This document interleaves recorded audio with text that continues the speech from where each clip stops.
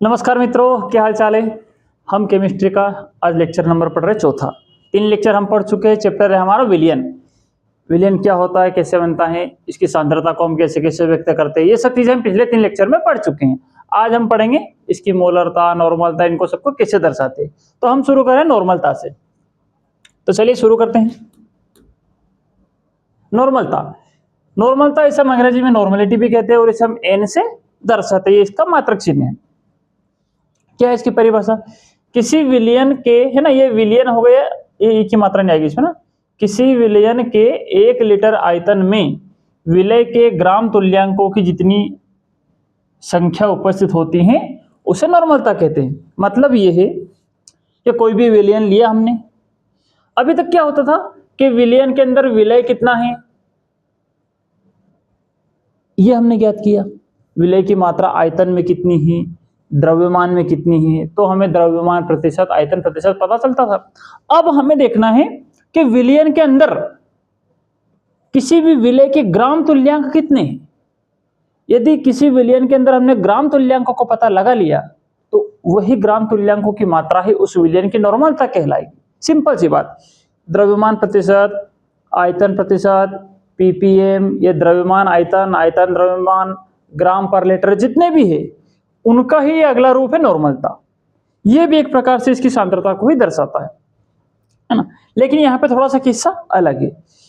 अभी तक होता आ रहा था कि विलय की मात्रा कितनी है, और अब पूछा जा रहा है कि किसी विलयन के अंदर विलय के ग्राम तुल्यांक कितने हैं। तो किसी विलयन में जितने ग्राम तुल्यांक मौजूद होंगे वही उस विलयन की नॉर्मलता कहलाएगी। तो मान लो कोई भी विलयन है ना, इसको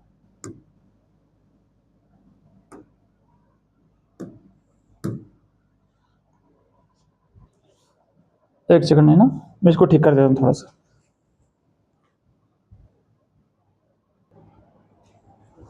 तो देखिए क्या लिखा परिभाषा में है, इसमें एक चीज थोड़ी मिसप्रिंट हो गई है।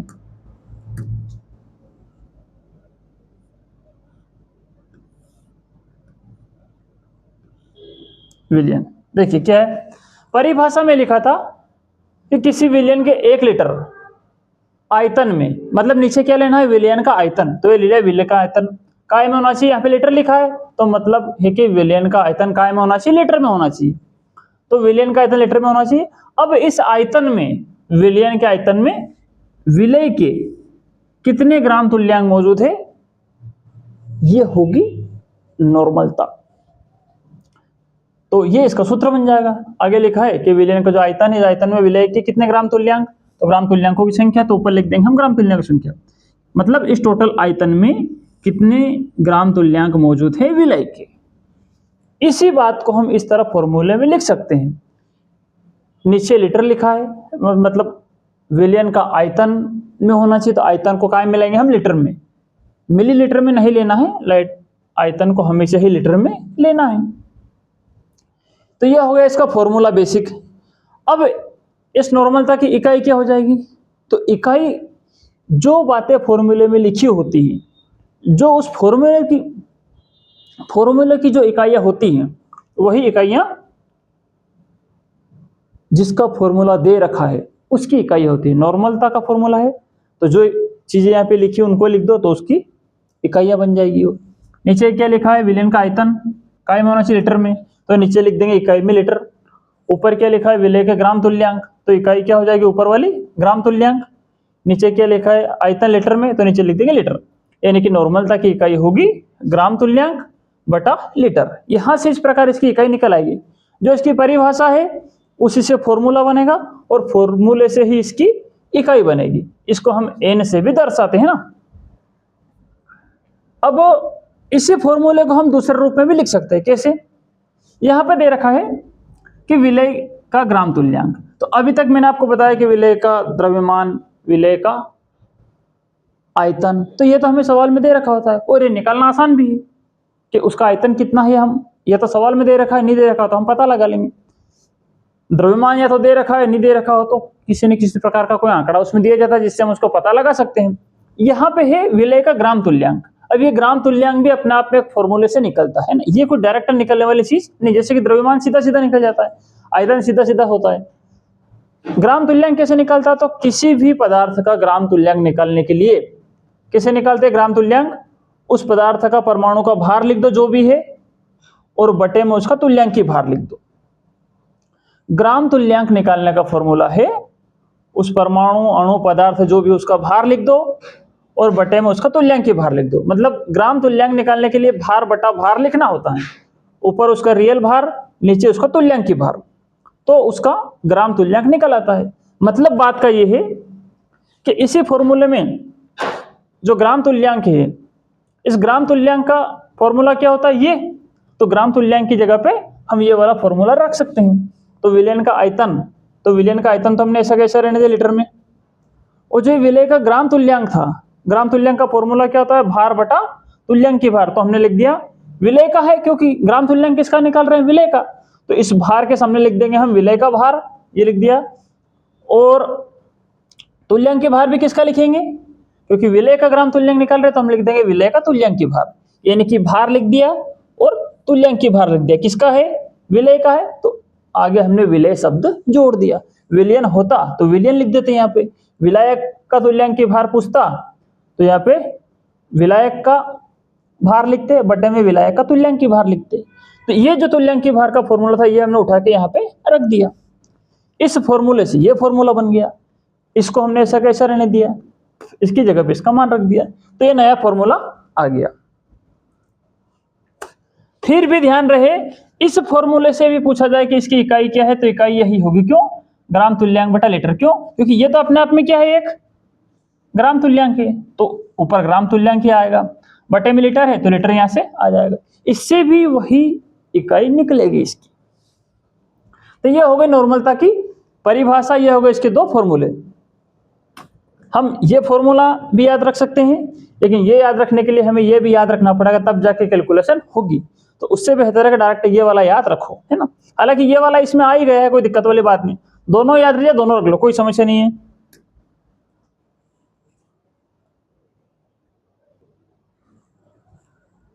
हाँ, तो अगला है अपना, ये हमने देख लिया कि विलयन की नॉर्मलता की परिभाषा क्या और उसके फॉर्मूले क्या होते हैं। अब यदि हमें किसी विलयन की नॉर्मलता निकालनी है, तो अब मान लो कि हमने इस फॉर्मूले का उपयोग किया, तो विलयन का आयतन तो ये तो सवाल में दे रखा होगा, ये किसी न किसी आंकड़े से हम पता लगा लेंगे, किसी न किसी प्रकार का कोई आंकड़ा उसमें दे रखा होगा। लेकिन यदि विलय का तुल्यांकी भार निकालना है, मतलब तो कैसे निकालेंगे? तुल्यांकी भार विलय का भार बटा विलय का तुल्यांकी भार, इस फॉर्मूले का उपयोग करके निकालेंगे। अब इस फॉर्मूले में एक समस्या है, विलय का भार भी सवाल में दे रखा होगा किसी न किसी प्रकार से, लेकिन विलय का तुल्यांकी भार कैसे निकालेंगे? तो विलय का तुल्यांकी भार निकालने का भी फॉर्मूला है, एक बार और बता रहा हूं दोस्तों। विलयन की नॉर्मलता निकालने का बेसिक फॉर्मूला यह है कि विलयन के टोटल आयतन में विलय के ग्राम तुल्यांक कितने हैं। ग्राम तुल्यांक निकालने का फॉर्मूला यह होता है विलय का भार, उसको भाग दे दो विलय के तुल्यांकी भार से। लेकिन भार तो हमें पता है 10 ग्राम, 100 ग्राम, 20 ग्राम होगा। विलय का तुल्यांकी भार निकालने का भी फॉर्मूला होता है, मतलब 3 फॉर्मूले से मिलकर बना है। तो तुल्यांकी भार कैसे निकालते हैं? तुल्यांकी भार निकालने के लिए जो भी अणु परमाणु जो भी दे रखा है उसका अणु भार लिखते हैं हम, मतलब परमाणु भार हो तो परमाणु भार, एक से अधिक परमाणु है तो अणु बन जाता है, तो फिर अणु भार लिखेंगे, बटा में n लिखते हैं। अब देखिए परमाणु भार और अणु भार तो हम कक्षा 11वीं से पढ़ते आ रहे हैं, हर परमाणु का परमाणु भार जो हमारे आवर्त सारणी में है उसमें दे रखा है वो फिक्स होता है ना, उसको भी कैलकुलेट किया जाता है अलग अलग तरीके से, है ना। इलेक्ट्रॉन, प्रोटॉन, न्यूट्रॉन जो भी संख्या जोड़ जोड़ के मैं आपको बताऊं, है ना। तो परमाणु भार और अणु भार तो हमें डायरेक्ट पता होना चाहिए, और एक प्रकार से डायरेक्ट ही होता है, हम पीरियोडिक टेबल से उसे पता कर लेते हैं। बटे में लिखते हैं n, तो किसी भी परमाणु अणु का परमाणु भार या अणु भार और बटे में n से हमें भाग देना होता है, तब जाके तुल्यांकी भार निकलता है। तो ये परमाणु भार और अणु भार तो फिक्स है, आवर्त सारणी से हमें सबको पता होना चाहिए। n क्या है? n क्या है? यहाँ पे n अम्लता को भी दर्शाता है, क्षारकता को भी दर्शाता है और संयोजकता को भी दर्शाता है, और उस पर कितने आवेश है इसको भी दर्शाता है, आवेश को भी दर्शाता है। देखिए कैसे,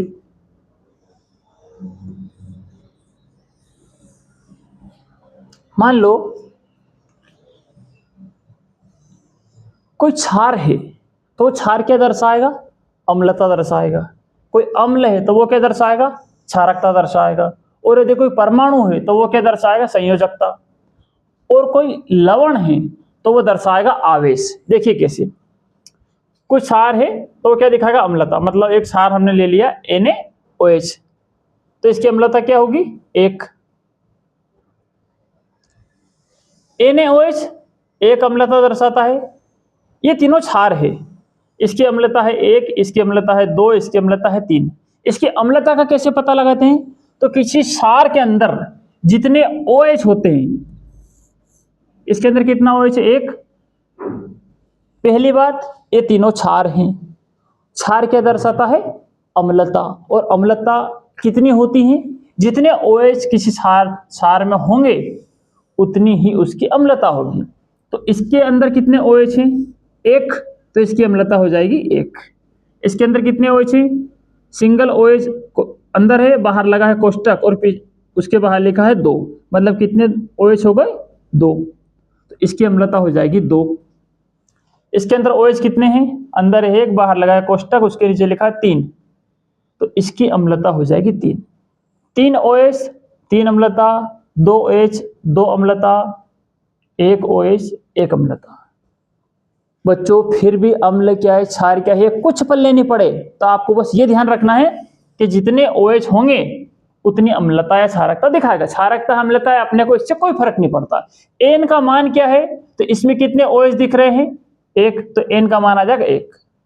कितने OH है? 2, तो N का मान आ जाएगा 2। कितने OH है? 3, तो N का मान आ जाएगा 3।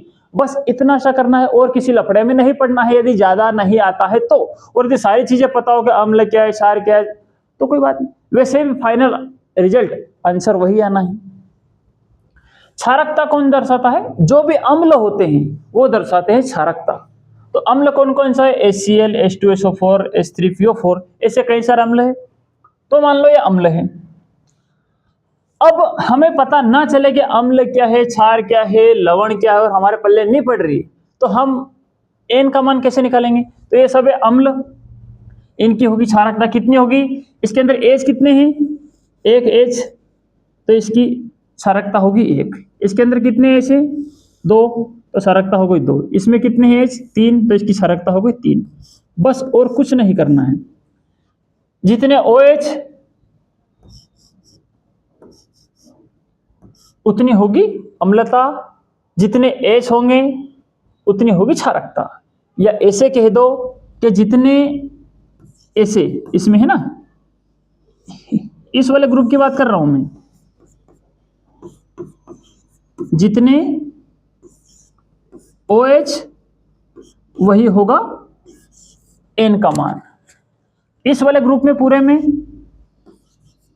जितने, अपनी भाषा में लिख लेना नोट्स में है ना, जितने H होंगे उतना ही N का मान होगा। 1 H N का मान 1, 2 H N का मान 2, 3 H N का मान 3। बस इतना करना और कुछ नहीं।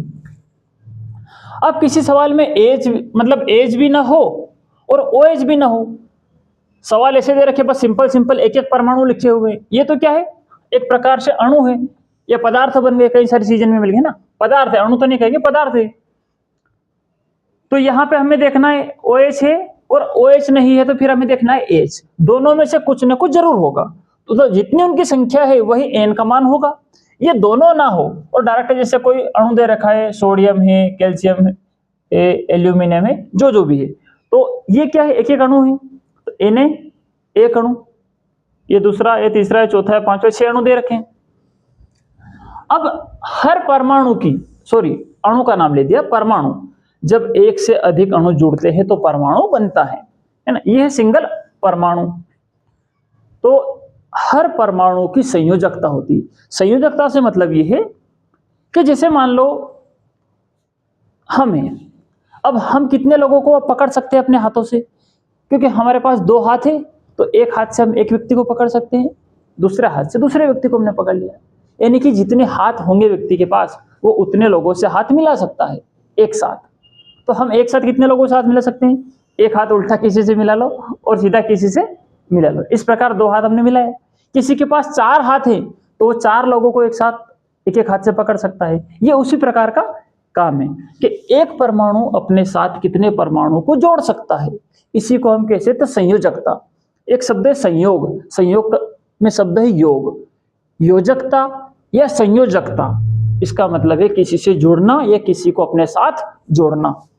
तो कोई भी परमाणु जितने लोगों को अपने साथ जोड़ सकता है उसको कहते हैं उसकी संयोजकता। तो सोडियम परमाणु किसी एक ही परमाणु को अपने साथ जोड़ सकता है, ये दो परमाणु को जोड़ सकता है अपने साथ, एल्यूमिनियम तीन को जोड़ सकता है, क्लोरीन एक को जोड़ सकता है, ऑक्सीजन दो को जोड़ सकता है और ये तीन को जोड़ सकता है, नाइट्रोजन। तो हर परमाणु की क्षमता होती है कि वो कितने परमाणुओं को अपने साथ जोड़ सकता है। अणु परमाणु किस अणु को भी जोड़ सकता है, परमाणु को भी जोड़ सकता है, लेकिन कितने को, ये सबकी क्षमता होती है। ये फिक्स होती है, जितने बाहरी कक्षाओं में इलेक्ट्रॉन होते हैं और जब तक उसका अष्टक पूर्ण न हो जाए उतने को वो जोड़ते रहता है ना। तो ये अपन बाद में पढ़ेंगे, हालांकि 11वीं का कॉन्सेप्ट है। तो ऐसे संयोजकता आपकी सबकी याद रखनी है। ये एक को जोड़ सकता है, ये दो को, तीन को, ऐसे। तो ये जितने परमाणु को अपने साथ जोड़ सकते हैं वही होता है इसका n का मान है। जितने को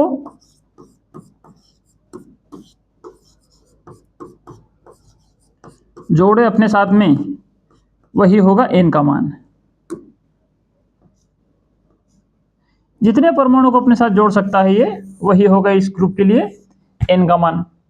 अगला देखते हैं हम। एक होता है अम्ल, अगला होता है क्षार, और अम्ल और क्षार के मिलने से बन जाता है लवण, जिसे हम कहते हैं साल्ट, सोल्ट कह दो।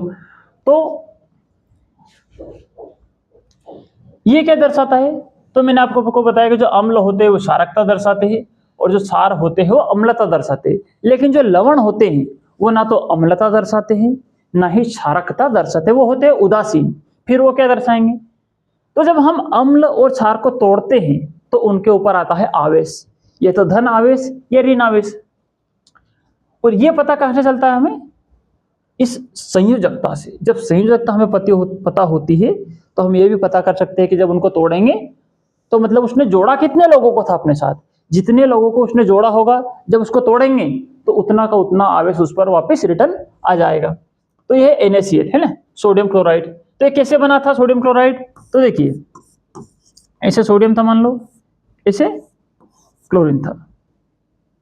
मान लो इसके पास एक इलेक्ट्रॉन था और यहाँ पे एक इलेक्ट्रॉन की जगह, ऐसे मान लो दो, एक एक इलेक्ट्रॉन की जगह खाली थी, है ना। यहाँ पे एक इलेक्ट्रॉन एक्स्ट्रा था और यहाँ पे एक की जगह खाली थी। तो यहाँ से इलेक्ट्रॉन निकला और इसमें आया।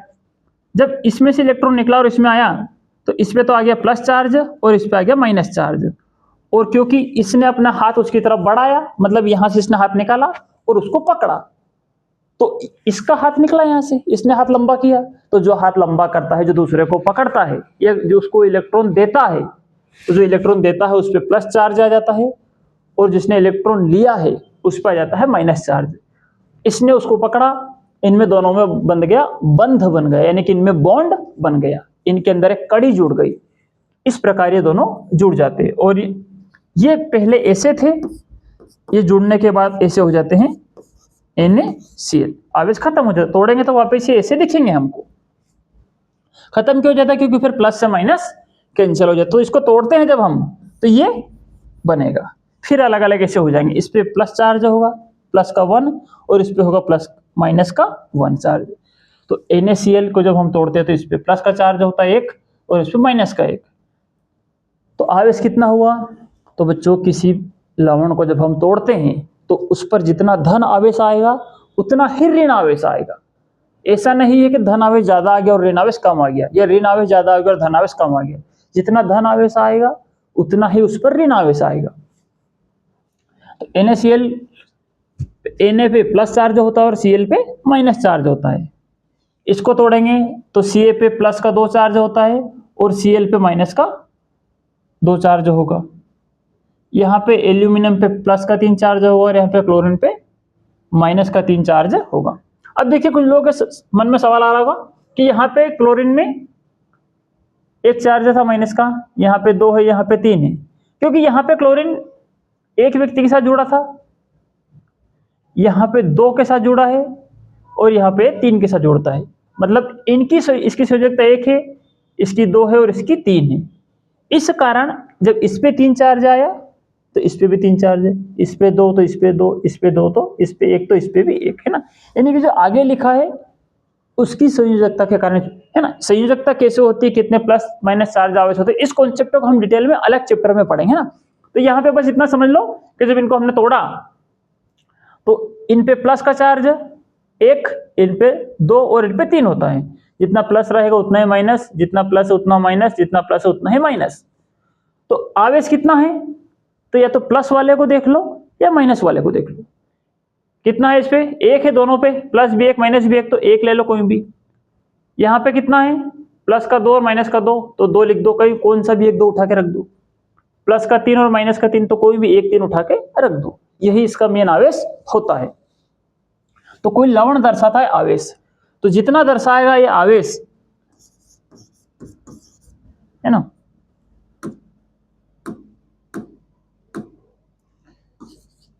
तो जितना आवेश इस पे होगा वही इसका n का मान होगा इस वाले में। फिर एक बार ध्यान से समझिए, यदि किसी पदार्थ का तुल्यांकी भार हमें निकालना है तो उसका अणु भार या परमाणु भार लिख दो, बटा में हमें n से भाग देना है। n का मान अम्ल के लिए मतलब क्षार के लिए OH देखने हैं, किसी में H देखने हैं, सिंगल है तो उसका कितने परमाणु है ये हमें देखना है ना, मतलब परमाणु की संयोजकता कितनी ये देखना है, और यदि लवण है तो उस पे आवेश कितना है ये हमें देखना है, तब जाके हम n का मान निकाल सकते हैं। ये n का मान इनके लिए मैंने आपको लिख रखा है यहाँ पे, इस प्रकार होता है। ये डायरेक्ट याद रहे तो ज्यादा बेहतर है, सवाल हल करना आसान होता है। देखिए कैसे, परमाणु भार है ना, तो परमाणु भार पीरियोडिक टेबल आपने पढ़ा होगा कक्षा 11 में। हाइड्रोजन का 1 होता है, हीलियम का 4 होता है, कार्बन का 12 होता है, नाइट्रोजन का 14। इस प्रकार सभी का परमाणु को परमाणु भार फिक्स होता है। तो यदि हमें किसी भी तत्व का पदार्थ का परमाणु भार मतलब उसका तुल्यांकी भार निकालना, कैसे निकालेंगे, तो मान लो NaCl है, हमें निकालना है NaCl का तुल्यांकी भार, इसको हम कहते हैं इक्विवेलेंट वेट, इसे हम E से दर्शाते हैं। तो कैसे निकालेंगे तुल्यांकी भार, तो अभी हमने देखा फॉर्मूला क्या था तुल्यांकी भार का। तुल्यांकी भार का फॉर्मूला है परमाणु या अणु भार बटा में n। अब हमें NaCl का तुल्यांकी भार निकालना, तो क्या लिखेंगे, ये अणु है तो अणु भार लिख दिया, परमाणु होता तो परमाणु भार लिख देते। तो तुल्यांकी भार निकालने के लिए अणु भार लिख दो, बटा में लिख दो n।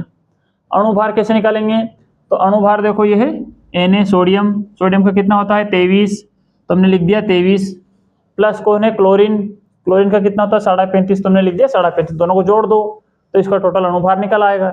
n क्या है, तो देखिए क्या बताया था मैंने अभी आपको, या तो उस अणु में H कितने ये देख लो, H नहीं है तो OH कितने हैं ये देख लो, नहीं तो फिर उसकी संयोजकता कितनी है वो देख लो। संयोजकता भी पता नहीं चले तो उस पर प्लस माइनस के आवेश कितने हैं ये देख लो। अब यहाँ पे ये चीज तो नहीं है, ये भी नहीं है, संयोजकता भी हमें, संयोजकता किसकी निकालनी होती है, किसकी निकलती है आमतौर पर, जो एक परमाणु होता है तो उसकी संयोजकता हम आसानी से पता कर सकते हैं। ऐसा कॉम्प्लेक्स होने पे, हालांकि वो भी एक आवेश दर्शाना भी संयोजकता ही है, लेकिन समझने के लिए मैं आपको बता रहा हूँ कि संयोजकता को भी छोड़ो, हम देखेंगे आवेश। ये है एक लवण, देखिए मैंने इधर बताया आपको NaCl ये लिखा, तो NaCl क्या लवण, जब इसको तोड़ते हैं तो इस पे प्लस चार्ज आता है और इस पे माइनस चार्ज आता है। तो ये है Cl NaCl, तो N के लिए हम निकालेंगे कि इस पर आवेश कितना है, तो कितना आवेश होता है NaCl पे, तो देखो NaCl पर आवेश होगा बस कैसे, देखिए यहाँ पे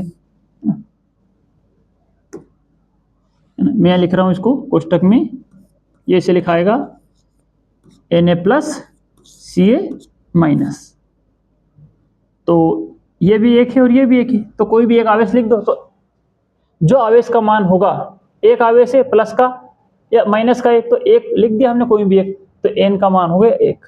बस इसको हल कर लिया, 58 आ गया, 1 से भाग दिया तो कोई फर्क नहीं पड़ा इस पे। अगला देखते हैं H2SO4। H2SO4 का E निकालना मतलब तुल्यांकी भार निकालना है। तो कैसे निकालेंगे? पहले अणुभार लिखेंगे। अणुभार कैसे निकालेंगे? तो हाइड्रोजन का अणुभार कितना होता है? हाइड्रोजन का होता है 1। कितने हाइड्रोजन है यहाँ पे? 2। तो 1 हाइड्रोजन का 1 लिख दिया, 2 है तो 2 से गुणा कर दिया। एस यानी कि सल्फर, देखिए कितना होता है इसका? 32, तो हमने लिख दिया 32। ऑक्सीजन का कितना होता है? देखो 16, तो हमने लिख दिया 16। कितने ऑक्सीजन है? 4, तो हमने 4 से गुणा कर दिया। सबको गुणा करके जोड़ लो तो आ जाएगा 98। बटे में क्या लिखना होता है? एन। एन क्या है? तो देखो H2SO4 क्या है, ध्यान से देखो। तो अभी मैंने आपको बताया था, इधर देखो H2SO4 क्या है? अम्ल। छोड़ो अम्ल लवण को भी जाने दो। सबसे बढ़िया तरीका मैंने आपको क्या बताया था कि सबसे पहले हमें क्या देखना है? या तो हमें देखना है हाइड्रोजन की संख्या, ऑक्सीजन की संख्या, है ना। पहले इनको, इन 2 पॉइंट को ध्यान में रख, पहले ये चेक करो हाइड्रोजन है कि इसमें स्पेशल है। देखो कितने हाइड्रोजन इसमें? 2। बात खत्म हो गई हमारी। कितने हाइड्रोजन है? 2। तो एन का मान कितना आ जाएगा? 2। ऊपर अणुभार लिख दिया, अणुभार, नीचे एन का मान लिख दिया 2। क्यों? क्योंकि एच कितने इसमें? 2 है ना। कोष्टक में लिख देना यहाँ पे एन बराबर एच कितने हैं यहाँ पे? एच 2 है, तो एन भी कितने हो जाएगा? एन का मान भी हो जाएगा 2, है ना, ऐसे। तो ये आ गया इसका मान, है ना। इसको और भाग दे दो, ये हो जाएगा 49, है ना। आंसर हो गया अपना। अगला देखते हैं, ये रहा अगला, NaOH का तुल्यांकी भार। तो तुल्यांकी भार के लिए सबसे पहले हम लिखेंगे उसका अणुभार। तो सोडियम का अणुभार, परमाणु भार क्या होगा सोडियम का? सोडियम का 23, ऑक्सीजन का 16, हाइड्रोजन का 1, सबको जोड़ लिया तो ये आ गया 40। एन का मान क्या होगा? तो मैंने क्या बताया था, एन का मान निकालने के लिए देखो हाइड्रोजन की संख्या, तो हाइड्रोजन तो इसमें नहीं है। अब ध्यान रहे, कुछ लोग इसको पकड़ के मत बैठ जाना कि एच रहा। एच आमतौर पे सामने होता है, जैसे कि H2SO4, HCl, है ना, ऐसे। और यदि OH साथ में है दोनों, तो फिर H को नहीं, फिर OH को हम देखेंगे कि OH कितना है उसमें। तो यहाँ पे OH है 2,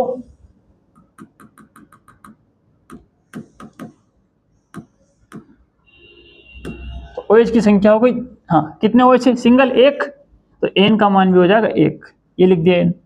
देखो कैसे आया ये, मैं लिख रहा हूं यहाँ पे OH बराबर 1, तो N का मान भी कितना होगा? 1, इस तरह। अगला देखते हैं,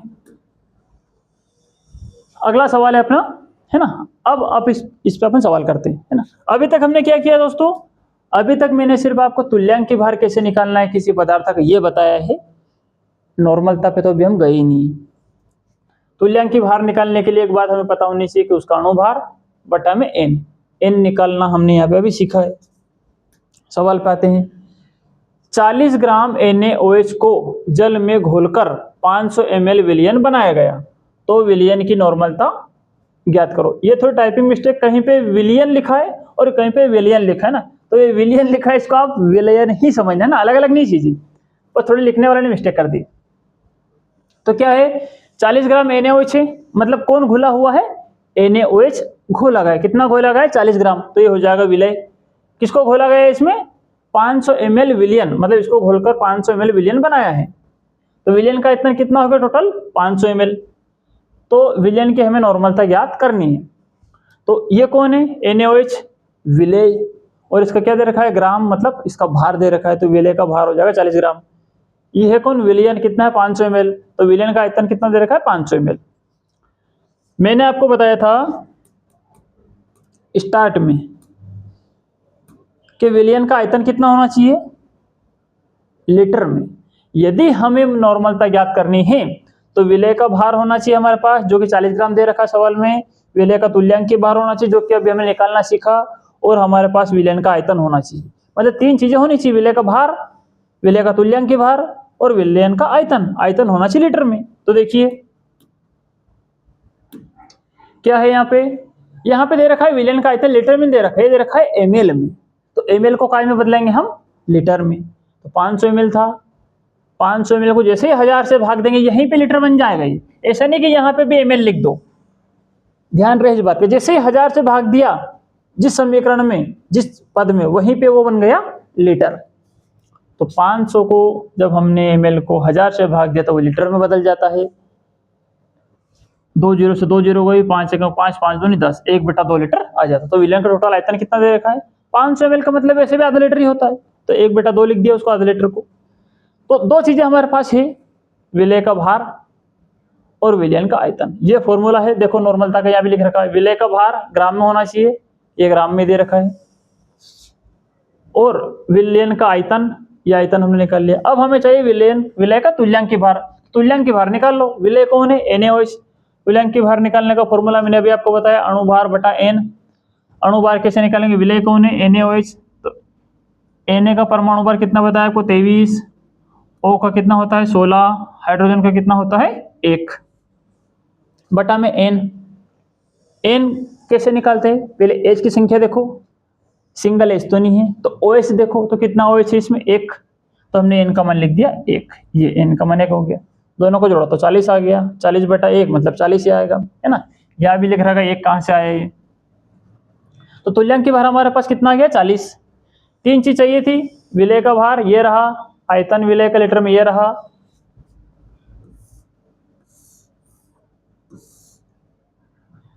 और विलय का तुल्यांकी भार ये रहा। रख दो फॉर्मूले में। विलय का भार 40 ग्राम, तुल्यांकी भार वो भी 40 आया, लिख दिया।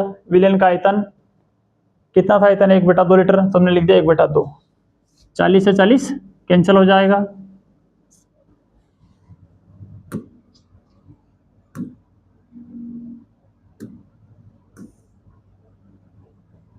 चालीस से 40 क्या हो गया? कैंसल। 1/2 बचा तो 2 कहाँ चला जाएगा? ऊपर। A/B/C, तो C कहाँ चला जाता है? ऊपर। तो ये क्या आ जाएगा? 2 ऊपर आ गया, 40 से 40 गया, बचा 2, तो 2n। तो विलयन की नॉर्मलता क्या हो जाएगी? 2n। ये ऐसे भी लिख सकते हैं अपन, ग्राम तुल्यांक बटा लीटर, ऐसे भी इसकी इकाई को हम लिख सकते हैं, या डायरेक्ट n से भी, जो इसकी इकाई है, मतलब जिससे हम इसको दर्शाते हैं नॉर्मलता को बड़े n से, वही इसकी नॉर्मलता का चिन्ह भी होता है। अगला देखते हैं। अगला सवाल है, 49 ग्राम H2SO4 को 250 ml विलयन में घुलाएं। मतलब टोटल विलयन का आयतन दे रखा है 250 ml, और उसमें क्या घुला हुआ है? H2SO4। मतलब विलय कौन है? H2SO4। कितना घुला है वो? 49 ग्राम। तो विलयन की नॉर्मलता ज्ञात करो। तो हमें विलयन की नॉर्मलता पता लगानी है। नॉर्मलता का फॉर्मूला यह है, विलय का भार होना चाहिए ग्राम में, विलयन का आयतन होना चाहिए लीटर में, और विलय का तुल्यांकी भार होना चाहिए। विलय का भार दे रखा है क्या? कितना दे रखा है? 49 ग्राम। कौन है? विलय H2SO4। जो घुला हुआ होता है वो होता है विलय, और उसका भार होना चाहिए हमारे पास ग्राम में, मतलब द्रव्यमान, है ना। तो विलय का भार कितना दे रखा है? 49 ग्राम। विलयन का आयतन कितना दे रखा है हमारे पास? 250 ml। लेकिन हमें आयतन काय में से? लीटर में। तो 250 को 1000 से भाग दे तो यहीं पे, तो जैसे 1000 से भाग देंगे ये ml बदल जाएगा लीटर में, यहीं पे। भले ऐसा भी लिखोगे तो भी चलेगा, है ना। यहाँ पे काटा पीटी कर लेंगे, लेकिन ऐसा नहीं कि यहाँ ml में लिख दो इसको। 1000 से भाग देते ही ये लीटर में बदल जाता है। इससे इसको काटा तो 1/4 आएगा, और ये लीटर है तो लीटर में रहेगा। दो चीजें आ गई, विलय का भार, विलयन का आयतन। अब हमें चाहिए विलय का तुल्यांकी भार फॉर्मूले के हिसाब से। तो विलय कौन है? H2SO4, ये रहा। तुल्यांकी भार निकालने का फॉर्मूला अणुभार बटा n। अणुभार कितना होगा? हाइड्रोजन का परमाणु भार 1 होता है, 2 है तो 2 से गुणा कर दिया, सल्फर का 32 होता है, ऑक्सीजन का 16 होता है, 4 है तो 4 से गुणा कर दिया, सबको गुणा करके जोड़ लिया तो आ गया 98। n क्या होगा? H का मान या OH का मान? तो देखो यहाँ पे क्या है, यहाँ पे OH तो है नहीं, यहाँ पे H। कितने H है? 2। तो n का मान हो जाएगा 2। ये 2 H है तो n का मान हो गया 2। तो हमने लिख दिया बटा में 2, है ना। अणुभार निकालने के लिए बटे में लिख दिया 2। तो ये इसका अणुभार लिख दिया और n का मान 2 लिख दिया, तो इसका तुल्यांकी भार निकल आएगा। जोड़ा तो 98 बटे में 2, तो ये आ गया 49। 3 चीजें चाहिए थी, तीनों चीजें हमारे पास है मौजूद, पहले से निकाल ली हमने। रख दो फॉर्मूले में। विलय का भार 49 दे रखा है, तुल्यांकी भार हमने 49 निकाला, लिख दिया। आयतन 1/4 है तो हमने लिख दिया 1/4। 49 से 49 कैंसिल हो गया, A/B/C है तो C ऊपर चला गया 4N। नॉर्मलता आ गई इसकी 4 ग्राम तुल्यांक पर लीटर भी लिख सकते हैं, ये 4N भी लिख सकते हैं, जो कि नॉर्मलता को हम N से दर्शाते हैं। अगला देखते हैं,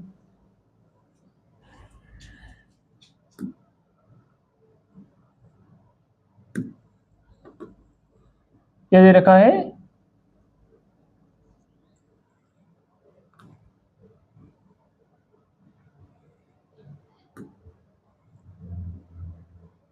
सॉरी ये क्या हुआ इसमें,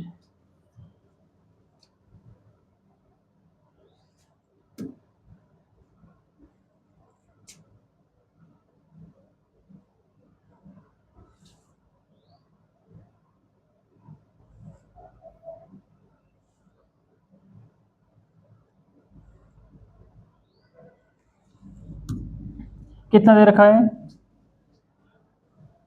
ये है 1.35 है ना। तो प्रश्न है कि 1.325 ग्राम निर्जल सोडियम कार्बोनेट को जल में घोलकर 250 ml विलयन बनाया गया है। तो निर्जल Na2CO3 का अणुभार 106 है, तो विलयन की नॉर्मलता ज्ञात हमें करनी है। देखते हैं, करते हैं।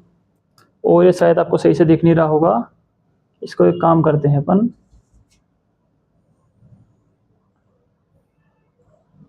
अपना घर का काम है ये तो अपन कर ही सकते हैं कम से कम।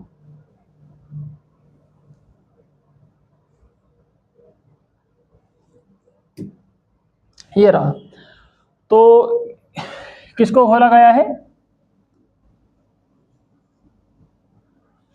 1.325 ग्राम निर्जल सोडियम कार्बोनेट को घोला गया, तो विलय कौन हो जाएगा, सोडियम कार्बोनेट। तो इसका भार कितना दे रखा है, 1.325, तो 1.325 इसका भार लिख दिया हमने। विलयन का आयतन कितने में घोला गया, 250 ml विलयन बनाया गया है, तो विलयन का आयतन हो गया 250 ml। हमें चाहिए आयतन काय में, लीटर में, तो हम दे देंगे इसको 1000 से भाग, तो ये लीटर में आ जाएगा 1/4। और क्या चाहिए, नॉर्मलता के लिए हमें विलय का तुल्यांक की भार चाहिए। विलय कौन है, निर्जल सोडियम कार्बोनेट, तो सोडियम कार्बोनेट का फॉर्मूला वैसे पता होना चाहिए, सवाल में दे दे तो और अच्छी बात है, ना तो डायरेक्ट अभी आपको याद होना चाहिए। होता है सोडियम कार्बोनेट का Na2CO3 है ना, एक्चुअली हाँ सवाल में दे भी रखा है Na2CO3, ये है विलय। तो इसका तुल्यांक भार क्या हो जाएगा विलय का, तो अणुभार बटा N से भाग दे देंगे। अणुभार कैसे निकालेंगे, सोडियम का होता है 23, 2 है तो 2 से गुणा कर देंगे, कार्बन का होता है 12 प्लस कर देंगे, ऑक्सीजन का होता है 16, 3 से गुणा कर देंगे, सबको जोड़ेंगे क्या आ जाएगा, 106 आ जाएगा। तो ये अणुभार आ गया। N का मान क्या है, N का मान हम निकालते हैं तो H की संख्या से या OH की संख्या से, यहाँ पे दोनों नहीं है, तो फिर ये है लवण, यानी कि इसको जब हम तोड़ेंगे तो इस पे +2 चार्ज आएगा और इस पे -2 चार्ज आएगा, तो +2 को ले लो -2 को ले लो, तो N का मान आ जाएगा 2। तो देखो ये है, इसको तोड़ा तो इस पे प्लस का 2 चार्ज कैसे आएगा, N पे वैसे मैंने आपको बताया चार्ज होता है +1, लेकिन क्योंकि N 2 है तो दोनों को मिला के कितना हो गया, एक N का एक प्लस और दूसरे N का दूसरा प्लस, तो दोनों एक एक प्लस मिलके हो जाएंगे 2 वाले प्लस। तो इस पे चार्ज हो जाएगा +1, 2 लिखा है तो 2 प्लस हो जाएगा, इस पे होता है -2, तो ये यहां से मिलके +2 हो रहा है और ये पूरा ओवरऑल +2 हो रहा है, क्योंकि ये इसको तोड़ते हैं तो इसकी राम कथा अलग से निकलती है, क्योंकि इसके अंदर 2 चीजें, ये तो सिंगल Na है अकेला एक परमाणु, लेकिन यहाँ पे कितने परमाणु हैं, एक कार्बन और 2 ऑक्सीजन है ना। तो इसको डायरेक्ट नहीं लिख सकते हम, इसको पूरे पे लिखते हैं 2, तो प्लस का 2 लिख दो या माइनस का 2, तो N का मान आ जाएगा 2, तो N का मान क्या आ गया 2, तो इसको इससे भाग देंगे 2 से तो आएगा 53, तो ये आ गया हमारे पास तुल्यांक की भार। हमें आयतन चाहिए था, मिल गया, अणुभार चाहिए था, मिल गया, और तुल्यांक की भार चाहिए था, ये भी मिल गया, 2 चीजें हमारे पास आ गई। ये अणुभार की हमें कोई जरूरत नहीं थी, ये तो डायरेक्ट इसे मैंने लिख दिया था आपको बताने, डायरेक्ट भी हम इसे याद रख सकते हैं ना यदि यूं याद, लेकिन डायरेक्ट याद रखने से बेहतर है कि एक एक परमाणु का परमाणु भार याद रखो, सवाल कुछ भी आ जाए तो उसको हम इसे जोड़ के लिख सकते हैं। तो वैसे इसकी हमें कोई आवश्यकता नहीं थी ना, असल हमारी ज़रूरत की चीज़ ये है, ये और ये। इसी 106 को हमने यहाँ लिखा है बस जोड़ के, कोई फर्क नहीं पड़ता उससे। तो विलेय का भार ये रहा, लिख दिया। तुल्यांकी भार ये रहा, लिख दिया। आयतन ये रहा, 1/4 लिख दिया। 4 को ऊपर ले गए हम, a/b/c है तो 4 कहाँ चला जाएगा, ऊपर, 4 ऊपर आ गया। ये 1325 है ना, 1325 नहीं, दशमलव बीच में ना, ये 53। यहाँ से हटाएंगे हम दशमलव, तो कितनी जीरो, कितनी संख्या है दशमलव के बाद, 1 2 3। तो पहले इसको इसे लिख लो, पहले हम इसका गुणा कर देते हैं। इसका इसमें गुणा करेंगे तो हो जाएगा 53 5.300। ऐसे कितनी संख्या बाद जीरो है, दशमलव कितनी संख्याओं के आगे, 1 2 3 संख्या के आगे दशमलव है। तो जब हम यहाँ से दशमलव हटाएंगे तो कितनी संख्या इसके पीछे, 1 2 3, तो नीचे लग जाएगी 1 2 3 जीरो लग जाएंगे नीचे। ये गणित का छोटा सा कॉन्सेप्ट है, आपको पता ही होगा। दशमलव हटा दी तो नीचे लग गए 3 जीरो, 2 जीरो से 2 जीरो काट दी, 53 से 53 कट गया तो बचा नीचे 1 जीरो रह गई, यानी कि 1/10, 53 एकम 53, 53 धाम 530 हो गया, 1/10 आ गया। इसका इसमें भाग दे लो, या ऐसे कह दो कि यहाँ से जैसे दशमलव हटाई थी नीचे जीरो आई थी, फिर जीरो हटाएंगे तो ऊपर दशमलव लग जाएगी, दोनों एक ही बात है। तो इसका इसमें भाग दिया है तो यह 0.1। नॉर्मलता को डायरेक्ट बड़े n से दर्शा दो या ग्राम तुल्यांक बटा लीटर से दर्शा दो, कोई फर्क नहीं पड़ता है। तो ठीक है दोस्तों, धन्यवाद। ये 3 सवाल हमने इस पे कर लिए, नॉर्मलता को पढ़ लिया। अगली क्लास में हम पढ़ेंगे मोलरता क्या है, मोलरिटी क्या है, ये सब एक के बाद सब चीजें पढ़ेंगे। तो बने रहिए। यदि किसी ने पिछली क्लासेस नहीं देखी है तो वो भी देखो, तो आपको कॉन्सेप्ट और बेहतर समझ में आएगा। केमिस्ट्री के साथ मैंने फिजिक्स, मैथमेटिक्स, बायो, हिंदी और अंग्रेजी की क्लासेस भी अपलोड कर रखी है। यदि ये आपको अच्छी लगी तो आप वो भी जाके चेकआउट कर सकते हो। पूरा सिलेबस मैं आपको साल भर फ्री पढ़ाऊंगा, समय से उसका रिवीजन भी करेंगे। नोट्स भी आपको PDF के रूप में टेलीग्राम पे मैं अवेलेबल करवा दूंगा। जो भी आपके यार दोस्त हो उनको भी बोलिए, चैनल पे बने रहिए, जुड़िए। हम मिलते हैं अगली क्लास में।